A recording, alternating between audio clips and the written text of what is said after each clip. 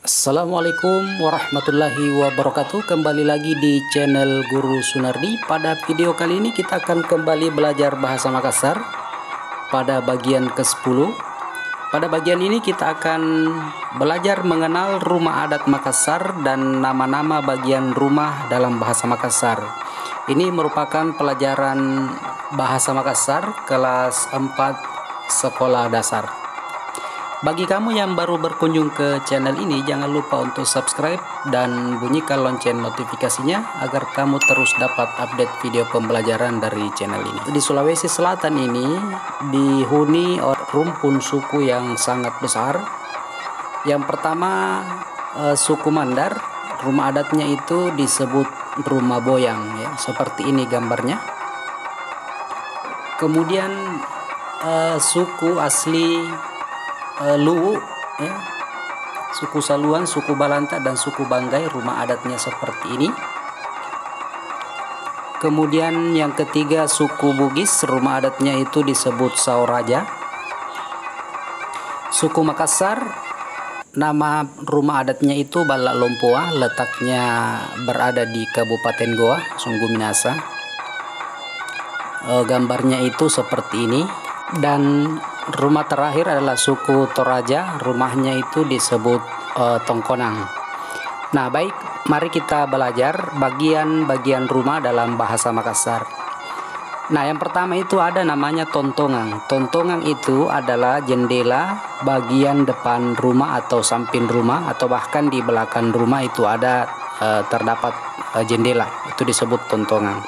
Yang kedua namanya rinring. Rinring itu adalah dinding yang terbuat dari kayu atau belahan bambu. Yang ketiga pemakang. Pemakang itu letaknya terdapat di bagian atas rumah ya, tepatnya di dalam sini. Fungsinya itu adalah untuk menyimpan padi orang-orang Makassar.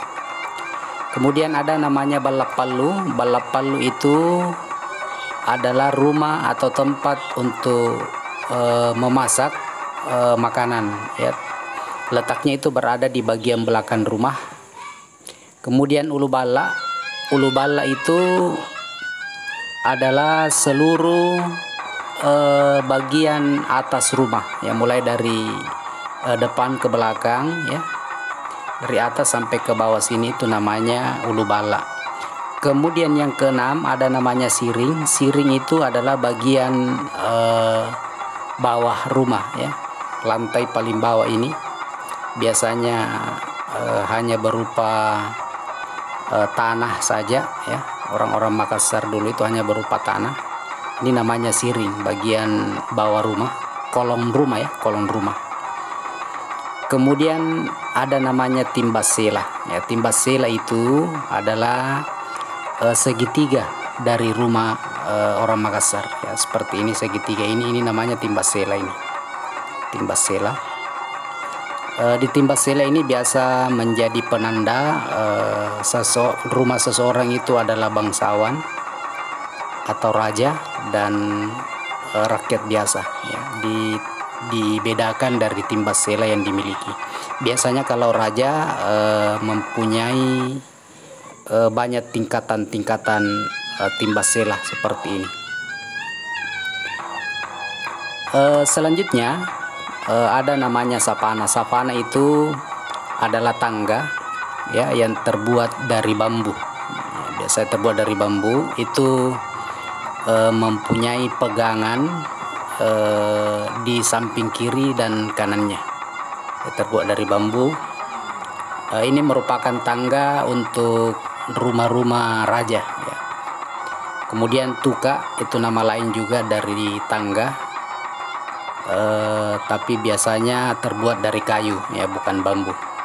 Kemudian yang ke-10 ada namanya dego-dego atau paladang, merupakan bagian depan rumah ya. Rumah panggung bagian depannya disebut paladang atau dego-dego. Kalau kita sekarang namanya teras rumah ya. Kalau balak kayu, balak lompo seperti namanya paladang. Kemudian kalebala. Kalebala itu adalah badan rumah seluruhnya ya. badan rumah seluruhnya. Kemudian ada namanya Padasiran Dalekang, Padasiran Tangga, Padasiran Riboko. Ya, Padasiran itu adalah bagian yang ada di dalam rumah. Ya. Kalau kita pertama naik tangga terus masuk, kita akan berada di Padasiran Dalekang. Kemudian kita melewati tiang rumah, ya, yang ada di dalam rumah ini, melewati tiang rumah kedua, maka kita berada di Padasiran Tangga atau bagian rumah yang di tengah. Dan Padasiran Riboko itu adalah bagian rumah yang paling belakang. Nah, itulah penjelasan singkat tentang bagian-bagian rumah dalam bahasa Makassar. Mudah-mudahan ini bermanfaat. Terima kasih telah menonton channel ini. Jangan lupa untuk like, share, dan subscribe.